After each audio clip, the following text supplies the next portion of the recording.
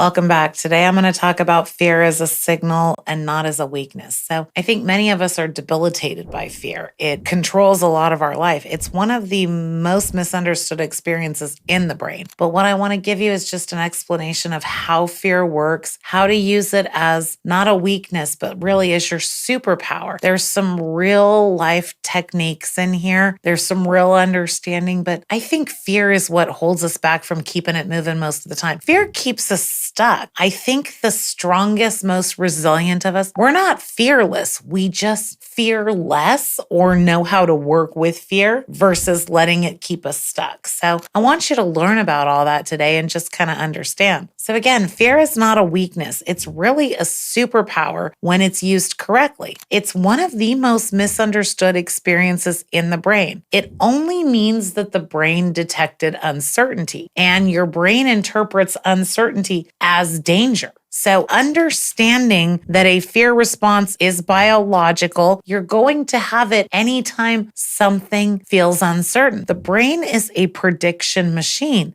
It predicts to keep you safe. Its job is safety first, comfort next. So it's designed for survival. It doesn't know the difference between a physical danger and an emotional risk. It just knows, hey, I'm uncertain. I don't know what to do with this. I can't predict the outcome. Danger, stress response. So fear is your brain detecting an uncertainty, some kind of a risk, whatever that risk is. Physical risk, emotional risk, anything that is not comfort. It is designed for survival. It is going to activate a fear and stress response. Fear is one of the biggest stress responses there is. Most stress is caused from fear. Fear that something is uncertain. It's a risk. Fear of risk. Your nervous system doesn't know if you're speaking up in a meeting, leaving a toxic situation, starting a business, setting a boundary, saying no, putting your needs first, taking a nap, or fighting a bear. It doesn't know the difference. It just sends a biological stress response. So not everything is a life or death experience, but your brain is going to react the same. And of course, there's varying degrees, but your brain doesn't know the difference. So part of being resilient or letting fear not be a weakness is understanding the varying degrees. So let's talk about what a fear response feels like. Your heart's going to race, your stomach's going to tighten. You might procrastinate, you might avoid, you might overthink. It's a fight, flight, or freeze response. The dangerous part is that you interpret those as proof that you shouldn't move forward. You interpret that as I should stay stuck. That is your default response way back in the unaware places in your brain. It's not a weakness. It's actually biology that your body is responding that way. And you can learn to listen to it. You can learn to interpret it and understand what it's telling you. And it starts with, I feel uncomfortable. I'm noticing this response. This is fear. And so when you start labeling fear as what it is, it doesn't mean you're weak. It just means that you're experiencing fear. So don't call yourself weak because you're afraid of something. Just label it as fear. I'm afraid of that, and that's okay. It's normal to be afraid of it. Neuroscience actually shows us that fear is often a sign that your brain is entering unfamiliar territory. Biologically, it just means that your brain is noticing it's in unfamiliar territory. That doesn't mean it's unsafe territory. You are interpreting it as unsafe because it's unfamiliar, and your brain is a prediction machine. That is just biology. So just label it. I'm afraid. So what does that look like? And there's a couple of systems in the brain that work for that. So first is your amygdala. That's like your alarm system in the brain. When you feel fear, it starts asking and scanning, am I safe? How do I keep myself safe? That's your alarm system. It is designed for survival. It is doing its job to ask, am I safe? Your brain loves prediction because it conserves energy. Your brain takes up 20% of your physical energy. Just your thoughts alone take 20% of your energy. Your body gets what's left over. So your brain wants to predict things because it conserves energy. That's a biological response. And it keeps you alive. So if it can conserve energy and keep you alive, it's doing exactly what it's supposed to do. It's predicting. That is how your brain works. How do I know this? Because after I healed from the stroke, I got a neuroscience certification. So I'm actually certified in it. So not am not only am I lived experience, but I'm also book experience and trains. But that's understanding the brain is part of understanding that fear keeps you stuck. Your brain is trainable. It's neuroplasticity. It's your ability to rewire and make new connection. You can condition your brain to tolerate a little discomfort. I certainly did. Believe me, healing from a stroke was not comfortable. I explained it to a friend the other day that it's like my life had a four-way intersection, and every day I just kept driving through, stop at the stop sign, go forward, and then one day I show up and there's a 20-foot tree right in the middle of the intersection. I can still get to the other side, but my straight through now became a roundabout. That's how neuroplasticity works. You learn to tolerate a little discomfort and you rewire it. And now, almost 3 years after the stroke, I don't have to work as hard as I did in the beginning because I trained it over and over and over again. I repeated until I got it, until my brain made it automatic. Your brain is a prediction machine. That's biology. So the more you repeat something, habits, etc., the more you're going to automate that program, if you will. But your brain is absolutely trainable. It is not through massive leaps. It's actually through repeated things. So if you walk the same path 7 days in a row, you're going to be more comfortable with that than if one day you walk that path without repeating. The repetition is how your brain is going to learn. It's small acts of courage repeated. That's neuroplasticity. That's how you learn to tolerate the fear or the discomfort, because fear is really just discomfort. We gave it a name, fear, but it's just discomfort. It's understanding that your brain is just in an unfamiliar territory. It doesn't know how to automate that because you haven't repeated it enough. So if you learn to understand that, you learn to accept it. Oh, I'm feeling afraid. I'm feeling uncertain. I don't have enough evidence. It's kind of like approaching everything as a beginner, right? You don't know how to do it yet. Many times when you start something, you don't even know what you don't know until you've done it a few times and you go, oh, now I know what I don't know and I have to learn it. Repetition is that small acts of courage repeated. That's how you train your brain. You say, I survived this. I can handle this. This isn't comfortable, but that doesn't make it dangerous. This is not life or death. It's just uncomfortable. I'm not going to die whether I do or don't something. Each time that you do that, you actually weaken the association that happens between fear and avoidance. Avoidance can be overthinking. Again, there's responses that we all have to fear: fight, flight, or freeze. And I'm sure you can look at all the people in your life and know who responds which way. But those small acts of courage will let you work with fear. But this is how confidence is built. It's not by never feeling fear. I don't think you can be human and not feel fear, but it's learning that fear doesn't have to control you. You don't have to give into it. You have control of you. Repeating those small acts of courage to the place of where you notice,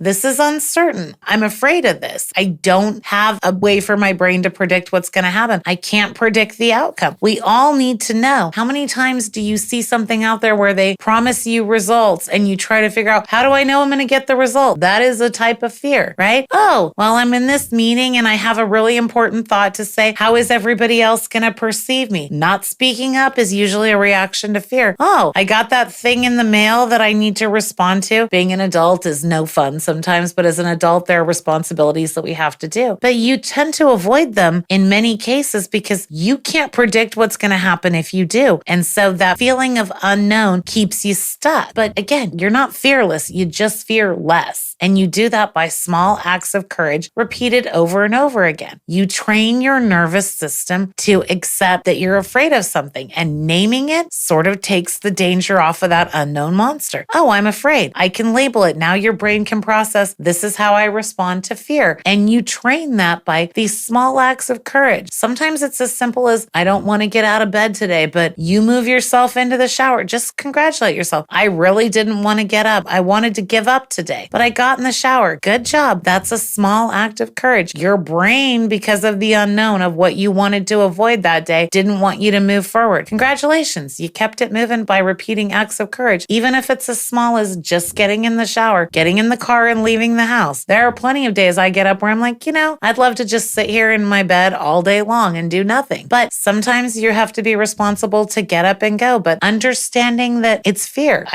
My brain can't predict what's going to happen. And because of that, it makes me want to not move forward. But if I label it and I know what it is and I keep moving forward, then I can tell myself, this is just fear, right? This is uncomfortable. I'm not going to die if I get up and go where I need to go. This is not life or death. It's just uncomfortable. I'm afraid because I can't predict what's going to happen. A lot of us come up with expectations or stories in our head to try to predict that to get us moving. But just accepting that I don't know the answer and I'm willing to get up and move forward anyway, that's real courage. That's actually how you fear less. But this is how confidence is built, not by never feeling fear, but learning that fear doesn't have to control you. You choose. Confidence is not the absence of fear. It is evidence that's stored in your nervous system. If fear has been keeping you stuck, stop waiting for fear to disappear before you move. You're not going to build confidence. For example, if I had waited for my fear of what my life was going to look like after a stroke to disappear, I would still be stuck in hospital care. I would not be off a walker in a wheelchair. I would have stayed stuck with fear, but I built my confidence with every step. Many of you have heard me say driveway by driveway. Today I went 3 driveways, so tomorrow I'm confident I can go 4. I did push myself a little bit, but if I had waited for my fear to disappear to keep it moving, I'd be stuck. The big picture was overwhelming to me. The idea when I was on a walker that I was going to drive a car, be able to do the Pilates, walk my dog, all those things. There is no way I could do it at the time. But if I had waited for fear to disappear before I made a movement, I'd be stuck. I give you that because fear is a signal. Naming it and building confidence by over and over repeating patterns that will get you out of it. That's the big one. Movement is actually part of retraining your brain. So start smaller than your ego wants, but bigger than your fear prefers. Your fear prefers that you stay right here and do nothing. That's how fear works. But start with something smaller than your ego wants. Your ego wants you to go to the extreme. It wants you on a scale of 1 to 10 to get to 10. Your ego wants you to be at 1. How can you get to 3, 4, or 5? That's reasonable movement, notable movement in the right direction, but without having to take on the world. What might that look like? Send the email. Don't overthink it. What if? Send the email. Have the conversation. Talk to somebody. Explain your situation. Apply for the job. Take the walk. Say no. Say yes. Those are some examples. They don't have to be life or death or dramatic. Kind of like Nike. Just do it. Just do the small thing. Again, bigger than your fear wants you to stay stuck at and smaller than your ego wants. Your ego wants you to be perfection and winning at all times. Most of life is kind of in the mundane. I mean, sure, there's great moments, but the majority is the small, daily, repeated tasks. So just say, okay, I'm afraid that somebody might not like this, but I'm going to send the email. I'm going to have the conversation. I'm going to speak up. Oh, this is my dream job. I'm afraid they're going to reject me. Apply for it. Okay, I'm physically hurt today. I don't have any energy. Take the walk. I don't want to do that, but I feel this obligation to that person. Just say no. Okay, I really want to do that thing, but I'm afraid to try it. Just say yes. Those are ways that you're going to build. You're going to understand. I'm afraid of the outcome. I can't predict the outcome. That's essentially what fear is. It's not being able to predict the outcome. It's not knowing the answer. Speaking up anyway. Moving forward anyway. Making movement even though you can't predict the outcome. Your brain is going to fear that you can't predict the outcome. Your ego is absolutely going to get in the way of that, but just take the small measured step. But those are some examples of what I mean, but just start. Movement is what retrains your brain. You need to start smaller than your ego wants, but bigger than your fear wants. Somewhere in the middle. You got to find that balance and just slow steps every time, because every courageous action will send a message to your nervous system. You're safe enough to grow. Or in the Gen X style, but did you die? That's one of my favorites. I think I've said that my whole life. But did you die? I even have a shirt that says, but did you die? So I think understanding that is that fear exists, but it doesn't mean you're going to die. You just take those small courageous steps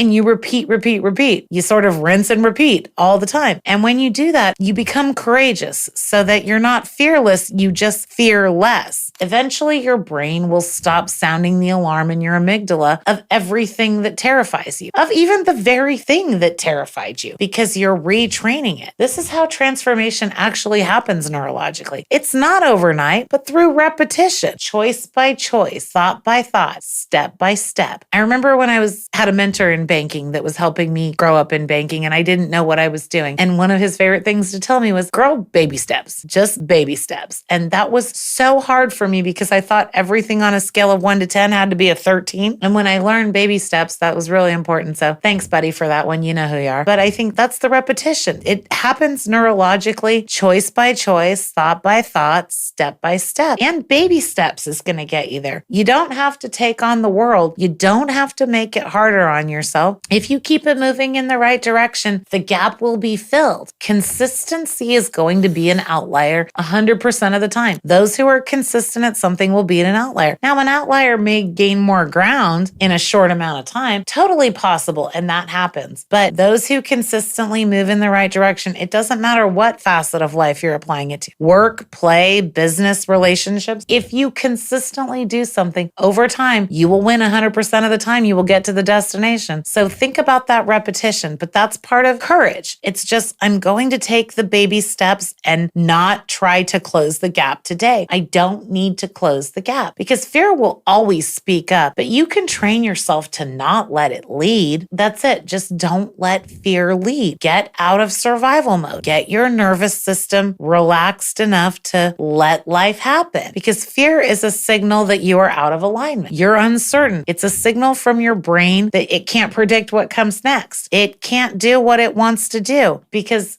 that's how resilience gets formed. It's not the absence of fear, but it's the ability to move through it. It's the ability to take those baby steps consistently, because your brain is constantly adapting to what you think, feel, and practice. And so if you feel fear and you say, okay, I'm afraid, but I'm going to take a step forward anyway. Okay, don't think that just because you're taking a step that you need to run the whole mile. You're just taking a step, and every step will 100% of the time get you through the mile. But trying to take on the whole mile is only going to reinforce fear. Again, your brain can't predict how to get to the end. But with each step, your confidence grows and you're going to get to the end. So your brain is constantly adapting to what you think, feel, and practice. Fear will always speak up. Your brain will always tell you this is uncertain, and your brain will always fire. I don't know if I'm safe. But if you train your nervous system to be safe by constantly taking steps and just saying, okay, I feel fear and I'm going to do it anyway. I'm the kind of person who does it anyway. Before you know it, you will be a courageous and resilient person. But those are repeated steps. Even if you don't have it now, you will. So part of that constantly adapting and courageous steps is that I want you to understand fear is one of the fastest survival systems in the brain. It is going to activate before you can do anything. Before your conscious mind even understands what's happening, your nervous system has already scanned for danger. And the reticular activating system, the RAS, has started scanning for evidence for your brain to be right. Remember, it's a prediction machine. But this is why fear can make even smart people seem irrational. Your brain becomes less connected to your prefrontal cortex. That's where logic and decision making is. Fear changes how you think temporarily. So again, those understanding and naming fear as what it is will help you. It'll help you take that pause. The powerful part that you end up learning is your nervous system cannot always tell the difference between physical and emotional danger. You just say, I'm feeling afraid, but I'm willing to take a small step, right? That's a big part of it, is what baby step can I take? What things can I repeat over and over again? But that's the powerful part. That's part of letting your nervous system relax and get out of survival mode. It brings your prefrontal cortex back online. It brings you back to logic and thinking so that you can make rational decisions. If you react in the moment of being afraid, you can seem quite irrational. Many of us have gone, why did I do that? Or you leave with that self-judgment of, I wish I had said this or done that. You probably let fear take over. Again, you're going to go into fear the second your brain detects uncertainty, whether that really be danger or not. And your nervous system goes, I'm on fire. Activate.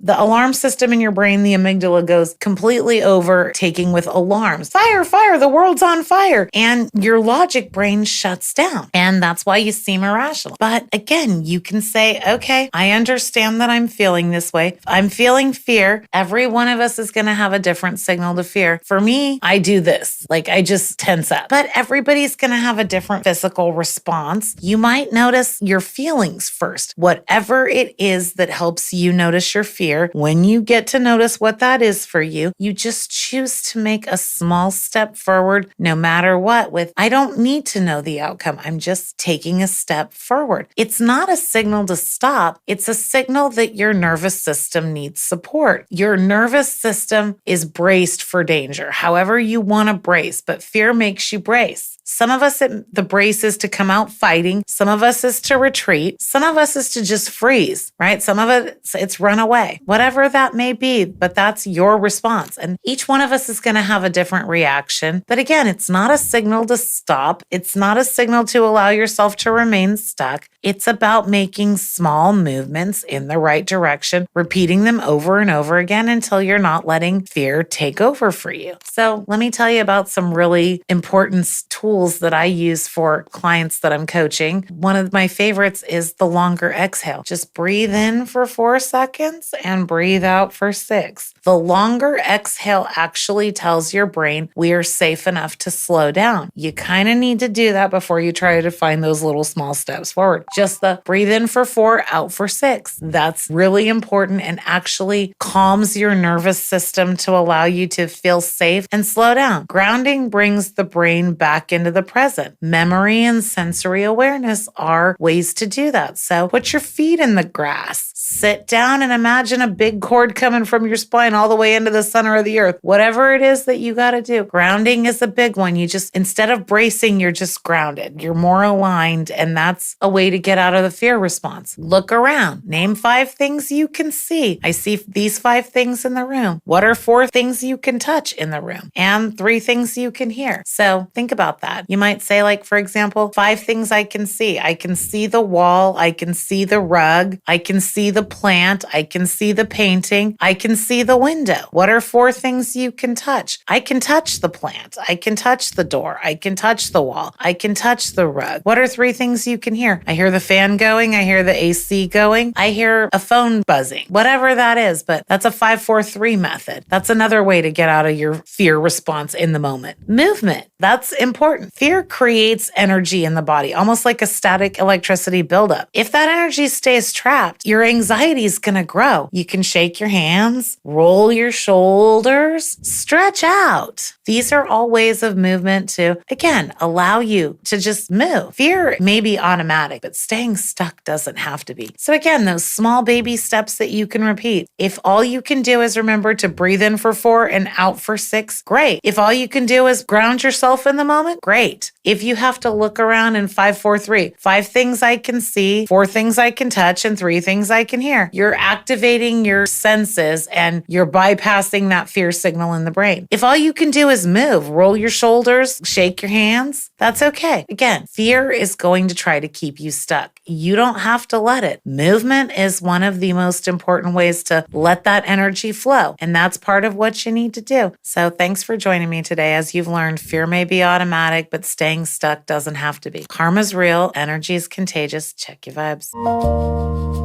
Just call Jenna.